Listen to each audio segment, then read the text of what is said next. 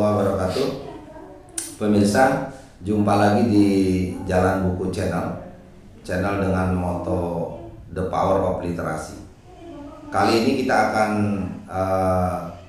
membahas penulis-penulis ternama lah di dunia. Kebetulan Pak Tar ini sebagai pencinta buku, ini banyak koleksi-koleksi yang menarik nih untuk disampaikan kepada pemirsa. Kali ini pemirsa, Pak Tar ya sebagai aktivis dari komunitas Jalan Buku, dia ingin menyampaikan beberapa karya ya, dan barangkali juga pengenalan Pak Tar ya terhadap penulis ternama ini. Ini namanya Robert Kiyosaki, Pak Tar. Ini salah satu penulis, kalau namanya kan seperti Jepang nih ya. Ya. Seperti Jepang, tapi kayaknya bukan ya. Warga negara Amerika, keturunan Jepang. Iya. Nah, ini pemirsa, mari kita simak ya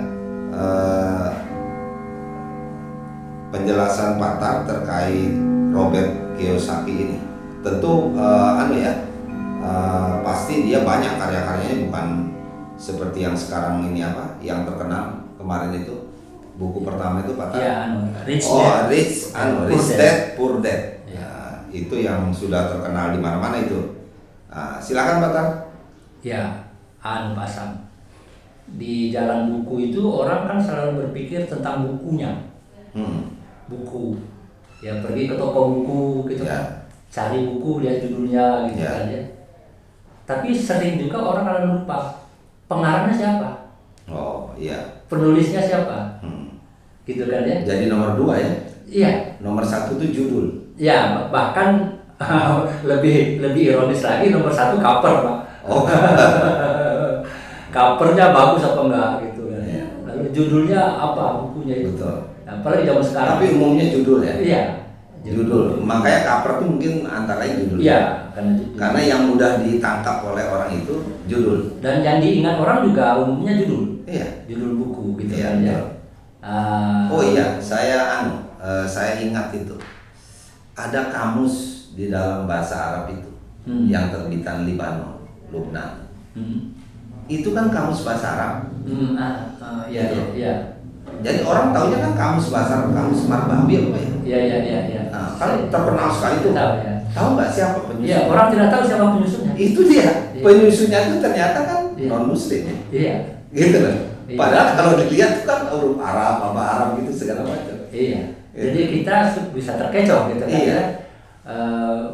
Orang ke toko buku gitu kan, ngelihat buku, gambarnya bagus, judulnya bombastis bahkan gitu kan ya. Padahal buku itu kan adalah representasi dari ide, pikiran. Lalu yang harus kita kenal sebetulnya penulisnya. Pemikirnya siapa? Iya, penulisnya yang harus. Penulisnya siapa? Bisa jadi penulisnya itu melakukan sedikit kesalahan ketika dia nulisnya di buku. Betul. Kalau kita bisa komunikasi langsung dengan penulisnya, kita bisa mendapatkan ilmu, gagasan lebih kaya dari buku yang bersangkutan. Betul. Contoh sederhana saja Pak Sam kan sudah menulis sekarang, menjadi penulis buku. Buku Pak Sam yang terkenal itu tiada pernah menyerah. Iya. Kawan-kawan saya baca buku itu kan, wah bagus. Yang tidak kenal sama Pak Sam, wah bagus bukunya begini. Kalau saja dia lebih kenal dengan Pak Sam sebagai penulisnya, dia akan lebih banyak lagi dapat ketimbang dia baca buku itu. Nah, jadi sebetulnya Pak Sam, membaca buku itu tidak bisa lepas dari kita harus mengenal siapa penulisnya. Gitu kan ya? Ya, betul. Bahkan kalau seperti di koran-koran itu kan dulu itu orang tidak peduli dulu isinya apa, yang nulis siapa. Saya ingat waktu saya suka baca koran dulu Pak Sam, kalau yang nulis itu Abdurrahman Wahid. Oh itu pasti bagus isinya. Karena orang menilai di orangnya itu. Nah saya sekarang itu Pak Sam sengaja memperkenalkan ke kawan-kawan melalui Pak Sam. Ada buku yang saya tertarik sebetulnya. Tapi dalam konteks ini saya ingin memperkenalkan penulisnya. Penulis buku ini bernama Robert Kiyosaki. Seperti ini pemirsa, salah satu judul bukunya itu Cash Flow Quadrant. Ya. Nah. Ini buku serial, sebetulnya seperti serial. Ada buku sebelumnya yakni Rich Dad Poor Dad. Judul terkenal sekali. Nah, ini tadi Cash Flow Quadrant. Nah, yang ini ada ketiga buku nih. Ketiga, ini judulnya Rich Dad Guide to Guide to Investing. Gitu. Ini ada judul buku Business School. Ini ada buku Rich Kid, Smart Kid. Gitu. Selain ini Robert nulis buku lain lagi banyak juga. Banyak sekali, masih banyak buku-buku yang dia tulis. Tetapi kenapa saya kepengen memperkenalkan ke kawan-kawan Pak Sam tentang Robert Kiyosaki ini? Iya. Saya secara sangat sederhana memahaminya. Dia menemukan gagasan. Bagaimana kesalahan orang yang dia senang kerja keras mencari uang, tapi nggak berhasil. Nggak dapat. Dia belajar dari orang tuanya, bapaknya. Bapaknya itu guru, dosen pinter. Tapi di mana-mana ternyata pasang. Termasuk bapaknya Robert ini di Amerika. Itu penghasilannya rendah. Jadi kalau sebagai guru, sebagai dosen mencari uang, dia nggak akan dapat banyak. Istilahnya tuh, kalau mau jadi kaya, jangan jadi dosen, jangan jadi guru. Ke pasar. Nah, Robert Kiyosaki ini dia keturunan Jepang, tinggal di Hawaii, menjadi warga negara Amerika. Dia punya bapak angkat, bapak asuh, kira-kira gitu. Bapaknya ini bukan tidak sepintar orang tuanya sendiri, ayahnya tidak sepintar, tapi dia orang bisnis. Bisnis itu pasalnya dia harus belajar terus, dia harus survive, menghadapi tantangan-tantangan, gitu kan ya. Orang bisnis itu bisa sukses dan dia bisa menjadi kaya, dia bisa dapat uang, dan ketika dia berhasil, orang bisnis itu bisa menjadi kaya raya. Uang itu banyak sekali dia dapatkan.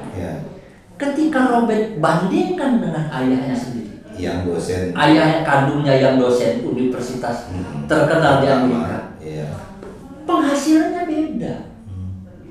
Ayah kandungnya ya gaji dosen lah kira-kira, meskipun sudah profesor. Mohon maaf, kawan-kawan yang profesor, guru besar, kan gajinya tetap saja kecil bila dibandingkan dengan pengusaha. Sehingga dari cara berpikir Robert Kiyosaki ini, kalau pengen mengejar uang, mencari uang, salah Anda kalau Anda menekuni pekerjaan dosen. Pekerjaan yang sifatnya akademik, keliru. Toh pasal kita yang sekolah itu setelah lulus disuruh mencari uang. Tapi kita di sekolah tidak pernah diajarkan bagaimana mencari uang. Bahkan Pak Sam ngerti, tahu nggak uang itu apa? Kita kan tidak pernah diajari uang itu apa sih? Tahunya kita uang kertas itu aja. Orang zaman sekarang anak-anak sudah ngerti ada surat berharga, itu juga uang. Nah, kita tidak paham apa itu uang, tapi kita disuruh mencari uang. Nah, ini kesalahan pertama menurut Robert Kiyosaki. Ini pendidikan harus diperbaiki. Jadi kalau Anda pasal sudah mungkin udah lewat gitu kan ya. Salah kalau kita mencari ilmu, sekolah tinggi-tinggi, tapi tujuannya adalah untuk mencari uang. Keliru besar. Umumnya orang mencari uang itu gagal. Banyakkan capeknya, banyakkan ongkosnya dari hasil uang yang dia peroleh. Kita lihat saja para pengusaha Bahkan banyak pengusaha itu yang tidak perlu terlalu capek. Ya. Dia bisa mendapatkan uang yang banyak. Nah, Robert Kiyosaki ini lalu menjadi guru. Bagaimana caranya agar kita menjadi kaya? Kalau Anda pengen kaya, antara lain baca tulisan-tulisan Robert Kiyosaki. Ada trik-triknya di situ. Ada trik-triknya. Nanti saya juga akan banyak ngobrolkan di channel YouTube saya di Jejak Langkah. Kawan-kawan yang pengen bicara tentang ini secara lebih teknis nanti bisa juga ke Jejak Langkah. Di Jalan Buku kita perkenalkan penulisnya dan bukunya banyak sekali. Trilogi buku yang sangat fenomenal itu dari karangan Robert Kiyosaki. Pertama adalah Rich Dad Poor Dad. Isinya sebetulnya lebih filosofis sifatnya. Kenapa sih ada orang bisa kaya? Dan kenapa orang nggak bisa kaya? Atau kenapa orang sukses mencari uang, tapi ada banyak orang yang gagal terus. Kata Robert, dari 100 orang yang membuat perusahaan, itu yang berhasil juga paling juga 5%. Kecil sekali. Selebihnya itu gagal. Lihatlah pasang kalau kita ke ruko-ruko, toko-toko, ada toko baru, perusahaan baru, itu nggak lama bertahan, gagal. Kenapa? Kata Robert, dia salah. Bagaimana kiatnya, triknya untuk mencari uang. Kalau mencari uang dengan ilmu dosen, nggak kena. Kurang lebih kira-kira begitu. Robert menunjukkan triknya di buku yang kedua. Ini cash flow quadrant. Cash quadrant itu jadi ada langkah-langkahnya. Langkah pertama secara singkat saya katakan di dalam buku ini, kita memang mau tidak mau harus menjadi employee, menjadi pekerja. Jangan tiba-tiba Anda langsung menjadi pengusaha, nggak bisa. Jadi kita bekerja di perusahaan orang gitu misalnya. Bekerja dengan orang dulu, bekerja dalam perusahaan orang dulu. Boleh juga kalau kayak Pak Sam tuh bekerja di pemerintah dulu. Itu langkah pertama. Tapi jangan seumur hidup kayak Pak Sam menjadi pegawai. Sampai pensiun, nggak bisa kaya Pak Sam. Gitu kan ya? Nah, kalau sudah pada tahap pertama, lanjut ke tahap kedua. Tahap kedua itu harus bikin bisnis. Kalau nggak bisnis mau jadi profesor sekalipun nggak akan bisa jadi kaya. Nah, tapi banyak kawan Pak Sam ya, sambil dia menjadi pegawai negeri, menjadi karyawan, di rumah dia buka warung, gitu kan ya? Dia pagi hari, tengah hari dia berpikir tentang bagaimana dia menjadi anak buah yang baik, menjadi karyawan yang baik. Tapi ketika dia pulang dari kantor, dia harus berpikir menjadi bagaimana warung saya sukses, maju. Itu langkah kedua. Jadi kalau ada orang yang nggak mau bikin warung, itu keliru. Menurut Robert Kiyosaki. Kalau kerja aja gitu. Iya. Nah, tahap yang ketiga menurut Robert Kiyosaki, ya tidak bisa tidak, ya Anda harus membangun investasi dari bisnis itu. Anda punya warung umpamanya. Warung Anda ya kalau segitu-gitu aja enggak akan berkembang. Ya. Anda harus berpikir investasinya bagaimana. Investasi itu bukan bisnis, lain lagi. Itu lanjutan, kata Robert Kiyosaki kira-kira gitu. Warungnya barangkali perlu dibesarin Pak Sam. Dirubah menjadi lebih menarik. Itu kan perlu modal. Ditata lebih menarik. Ya. Itu step ketiga. Investasi. Jadi pengembangan ya, lebih kepada pengembangan modalnya ya. Iya. Tapi Pak Sam, kata Robert Kiyosaki, kalau cuma segitu, Anda capek. Susah juga jadi kaya. Duitnya juga terbatas banget. Maka berdasarkan buku Cash Flow Quadrant ini, ada tahap berikutnya lagi yang Anda harus kerjakan. Apa? Bikin jaringan. Anda tidak bisa menjadi orang kaya kalau kerja sendirian. Nggak bisa. Harus punya partner, jaringan yang lain. Mitra. mitra. Nah, ini antara lain bagaimana Robert Kiyosaki memperkenalkan, membuka pikiran kita. Ya, mohon maaf, mungkin pemirsa sama saja dengan saya gitu kan ya. Apalagi kalau saya dulu kalau selesai sekolah pengen jadi pegawai negeri aja gitu kan ya. Ya susah gitu. Nah, saya tertarik dengan Robert Kiyosaki ini. Kenapa? Karena dia memberikan trik-trik praktis sederhana bagaimana mencari uang, bagaimana kalau mau menjadi kaya. Jangan sekali-sekali berharap menjadi kaya hanya kalau kita menjadi karyawan, menjadi pegawai negeri. Kalau Anda yang mau pengen kaya, ada jalannya sendiri, gitu kan? Ada jalannya. Nih, Robert menunjukkan cash flow quadrant, istilah dia. Ada yang ketiga, ada buku yang dia perkenalkan, trik bagaimana investasi. Jadi bukan investasi yang tadi yang dimaksud tadi, setelah bisnis langsung investasi. Ya, investasi itu yang dimaksudkan. Tapi bisa jadi orang juga salah paham apa itu investasi. Beli tanah, ya. Bikin rumah, ya, beli saham. Beli saham. Sesederhanakah seperti itu investasi itu? Robert menunjukkan triknya bagaimana kita investasi tapi untung.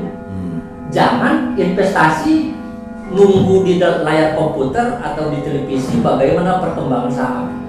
Tidak seperti itu menurut Robert Kiyosaki. Kita tergantung ke orang lain. Nah, Pak Sam, kenapa saya lalu ngajak kawan kenal sama Robert Kiyosaki? Robert Kiyosaki ini memperkenalkan pendekatan lain, bagaimana mencari uang, bagaimana menjadi kaya. Barangkali kawan-kawan tertarik. Itu sebabnya maka saya bacain buku ini. Masih ada buku-buku yang lain, tapi ini antara buku yang terpenting di sini menurut saya. Rich Kid, Smart Kid. Ini artinya kepada anak-anak kita yang masih muda, yang masih kelas-kelas pemula kira-kira gitu. Diajarkan oleh Robert Kiyosaki bagaimana caranya berbisnis kira-kira begitu. Bukan sekedar mencari ilmu. Kita kan sering salah pasang. Cari ilmu. Tapi setelah cari ilmu didapatkan, setelah selesai sekolah disuruh cari duit. Nah, kurang lebih kayak gitu Mas Al kira-kira. Kenapa saya ingin memperkenalkan Robert Kiyosaki ini? Nanti kapan-kapan saya pengen bahas. Ya, menarik ini pemirsa. Jadi walaupun mungkin dalam beberapa hal pemirsa masih kita bisa perdebatkan. Pasti. Itu kan teori ya yang dibangun. Tapi itu menarik karena dari pengalaman saya pribadi misalnya Pak Tar, memang betul juga kalau pada misalnya 10 tahun kita bekerja, terus kemudian kita banting setir, membangun bisnis, mungkin itu suasananya lebih dinamis. Tapi karena kita nggak mau keluar dari zona aman, ya kan, maka ya terus saja sampai pensiun. Gitu. Padahal alternatif kan dibuka, ada pensiun dini, ada apa segala macam, ada beberapa Jadi bagi teman-teman yang misalnya sudah ada itu, kalau memang mau menerapkan teori ini kan ada bagus juga diuji gitu loh, bahwa memang betul juga. Satu contoh ada ini perkembangan menarik di tahun 99-2000 Pak Tar. Itu angkatan kita itu sebetulnya. Kalau yang pada waktu itu nyebrang ke politik, perkembangan karirnya jangan-jangan lebih bagus, lebih pesat ketimbang dia nongkrong di kantor sebagai pegawai negeri sipil. Gitu loh. Jadi memang ini teori ini nih sebetulnya harus diuji, tapi juga dikaitkan dengan momentum. Momentumnya Pak Tar. Gitu. Artinya disesuaikan dengan kondisi masing-masing. Itu nanti. Jadi itu maksudnya ada momentumnya. Ketika momentumnya itu pas, teori ini memang pas nih. Gitu loh. Sebab kalau nggak pas Pak, nanti bisa orang keluar semua dari pegawai negeri. Terjerumus. Gitu, kalau momentumnya itu nggak pas. Jadi lagi-lagi bisnis apa segala itu kan feeling. Ada feelingnya. Nah itu barangkali yang si Robert Kiyosaki ini anjurkan itu adalah bagaimana melatih dari kecil itu. Sebab tadi ada kan yang itu dari kecil sudah belajar berbisnis itu, sehingga feeling bisnisnya itu besar Pak. Gitu. Kalau untuk pegawai negeri bukan hanya di Indonesia lah, dimanapun kalau jadi pegawai ya sudahlah digaji, tidak bisa ada fluktuasi yang apa gitu ya, dinamika yang lebih apa nggak ada, ya tetap saja sebagai pegawai gitu. Nah, tapi kalau punya semangat entrepreneurship, nah cuma yang saya tertarik pemirsa itu adalah kita dilatih untuk mencari ilmu. Tapi setelah selesai dituntut untuk mencari uang. Ini yang katanya nggak ketemu nih. Nggak sinkron nih kan gitu. Nah ini juga harus kan bisa juga ditanya. Loh kita kan dididik untuk cari ilmu itu ya buat cari kehidupan nantinya supaya dia bisa mengatasi persoalan kehidupan kan gitu. Gitu.